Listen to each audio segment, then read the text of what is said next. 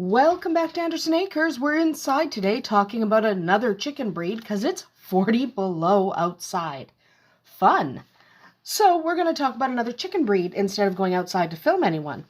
Today we're going to talk about the German Langshan. We've talked about the Croad Langshan before, but the German Langshan is an entirely different type of bird.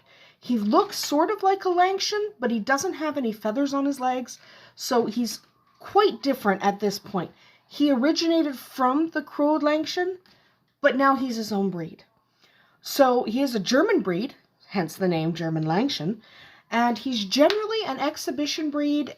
Sometimes he's used for laying, and even rarer, he's used for meat. It's not that he doesn't make a good meat bird, it's just that he is a better laying bird than a meat bird.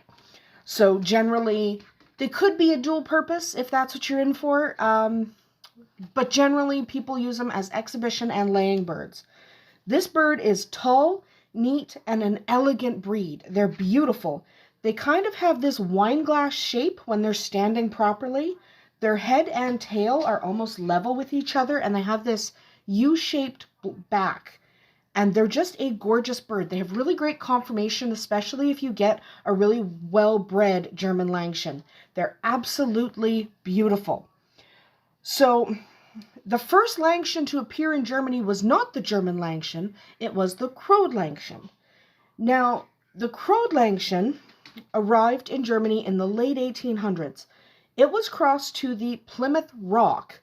So, when you cross the Croad Langshan with the Plymouth Rock, after a few generations, so around 1895, you have to remember chicken generations move really fast because a chicken goes from a baby to laying eggs that can be hatched in just a few months. So chicken generations move much faster than like a dog or a cat generation would. It's just the way it is. So it only took a few years for the Croad Langshan to be transformed into the German Langshan. That happened by 1895, because by 1895, the breed was really well established and it had clubs in Germany representing it. So it was already a well-known, established breed in Germany by 1895. When it comes to colors, white is the standard. So for the most part, you will see white, sometimes black, and even blue. Those three colors are the most common colors, and when you're talking about the full-size German Langshan, those are three colors you see most often.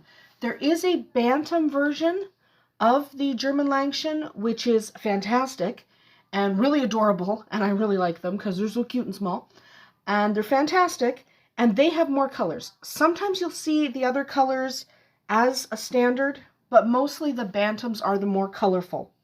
So other colors that you might find with the German Langshan are buff, brown red, birchen, silver blue, lemon blue, red, and even barred.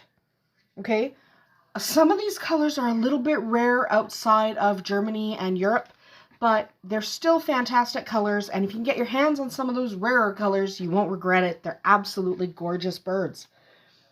The bantam, like I said, is the most colorful. They're also a little nicer. So, like a lot of laying breeds, the Croad Langshan, not the Croad Langshan, sorry, the German Langshan we're talking about today. But like a lot of birds that lay well, the German Langshan is not super friendly. The bantam version is friendlier and great for a small hobby farm. So the only downside with the bantam is they lay less eggs. That's true of most bantam versions. They lay fewer eggs than their full-size counterparts.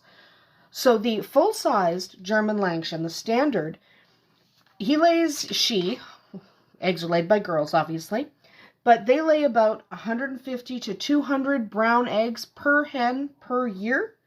So they're not a bad layer. Again, not in the category of leghorns, but very few birds are. So they could be used as a layer, a fairly efficient layer, not a tip-top laying breed. Like I said, they are generally used for exhibition these days just because of their beautiful conformation and lovely appearance. They are a large, robust, tall, and really strong breed. They are flighty, like a lot of layer breeds, but they're not super difficult to tame. If you are worried about taming them, go with the Bantam version. They're a little friendlier. Now, these guys are a heavy breed, so they don't fly well. The Bantams fly not bad, but the full size really doesn't fly well, so they're easily contained. They don't free range well sometimes. Sometimes they do, but generally I wouldn't free range the German Langshan. But because they don't fly well, they can be enclosed in a fence fairly easily because they do tend to not be able to get off the ground. Anyway, that is about it for us here today. I hope you enjoy the German Langshan, and if you do come across them, you might want to consider adding them to your hobby farm. We'll see you tomorrow.